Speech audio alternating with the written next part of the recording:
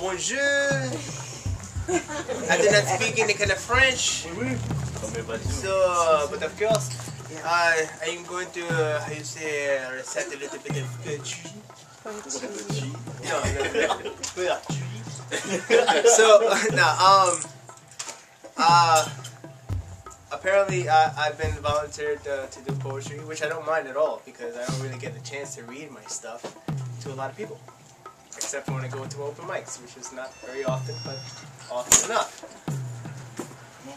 Eddie, how are you? So,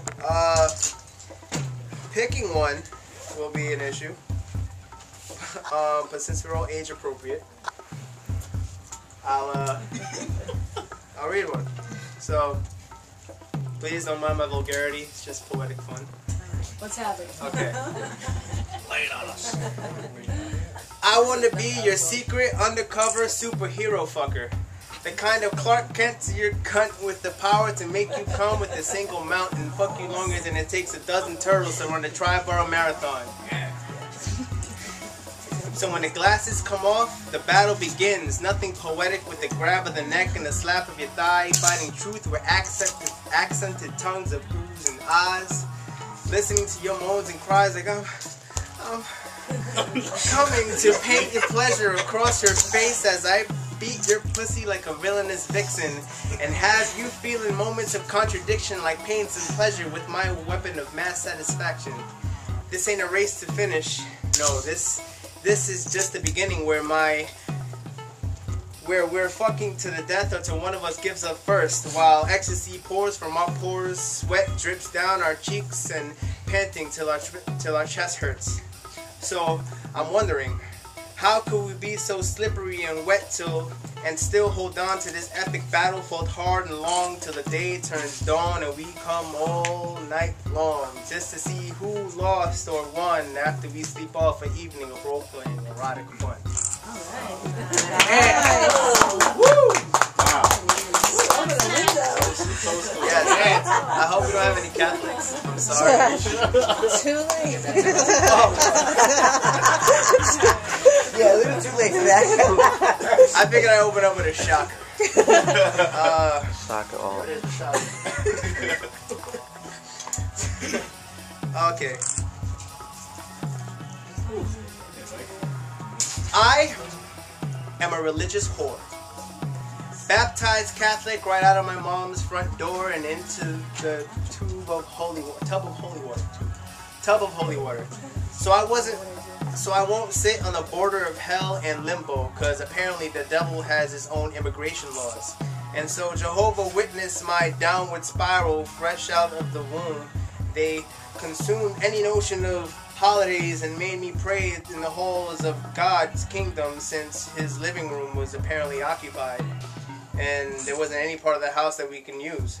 And since Christianity just played on the vanity, conveying and praying that and pushing that we are all God's children and that he gave his only son to save us, but I didn't appreciate the notion that we're all a bunch of girls in God's eyes, so I withdrew myself from the covenant.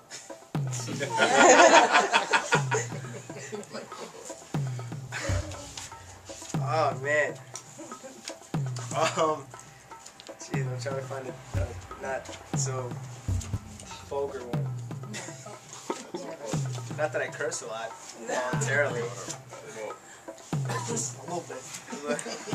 Thank you, Jesus, supportive. Okay, well here's. If life is a dream, then I must be stuck with insomnia. And since this ain't no Wonderland, then it damn sure ain't Narnia. I try to coordinate with the reality of what the fuck is going on inside me. My mind became broken, which is a token of my mad hattery, since I've fallen down the rabbit hole. And to follow the white rabbit, I grab a noose and hang loose with Alice to woo the Red Queen. But somewhere in between, I lost my head to see where the lion and the witch are in my wardrobe, searching for lovely bones, those nosy assholes. Get out my pants.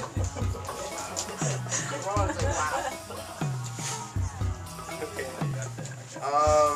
Alright, this is an awkward one, but I really like this. It's called Mike's Remix. Or Mixtape. Mike's Remix Mixtape. All three of those words is the title, okay? I bite my tongue so hard that my teeth drown in words. I mean, I've got so many stories written down my esophagus and around my lungs that I got halitosis from the shit I want to say. It's so bad that I got audio tapeworms inside my stomach replaying what my creative colon wants written. So my doctor ordered to inject myself with 33 cc's of vocabulary vaccine to cure the common cold of writer's block. And since I've been abusing the addiction freely, I've been keeping a steady flow, coughing up similes and metaphors to relieve this literary imparity. I just made myself busy. Ow! So yes, okay. Do another one. Sure. Cool. Awesome. Love y'all.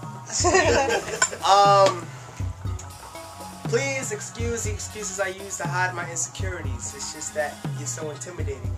And I'm so timid about dating that I can even ask a simple question of whether you'd like to accompany me to a cup of coffee or maybe to a carnival or Coney Island. Or maybe you'd just like to take a long walk around the park after dark. Find a spot, a spark, a connection, so maybe we could vibe in time, stimulate our minds and catch a mental erection. Letting our ideas intertwine and our thoughts share intercourse, so our epiphanies become our ecstasies, where we have orgasms of conversations and pillow talk of confessions about our past relations and why they went awry. Because I know other cats came to you, spit game to you, but never put a name to you, so I'll call you ISIS. Because it's priceless how you got my eyes set on what your mind bears, and I can swear to give you 110% of authenticity and all that is me, just as long as you show me who you are and not who you think you should be. Now I know to this you can relate that half these cats you meet out here are fake, so whenever you're available, have time or free, maybe you'd like to talk about it more on your date with me. Woo! Yeah! I'd say yeah. I'm just saying. Alright, so on the total Polish note of that one. Not many people got that, okay. So, you'll understand now, okay. Fuck love with its guided misdirections and misconceptions led by men's erections and women's arousals. Truth fabricated to alter the one thing that was supposed to be true, causing false convictions and lustful addictions, with games played to test our commitment by how far we'll go to please their aroused egos. Now I know hearts are meant to be broken, but is that just a token for Cupid's mistake, as he paints his hook with love and these scars of hate imprinted on our flesh to refresh past tears that still mark our cheeks? Or are uttered words really meant when spoken quickly from unthoughtful lips that say the same dull sugar honey iced tea to coat their minds with sweet nothings that really mean nothing?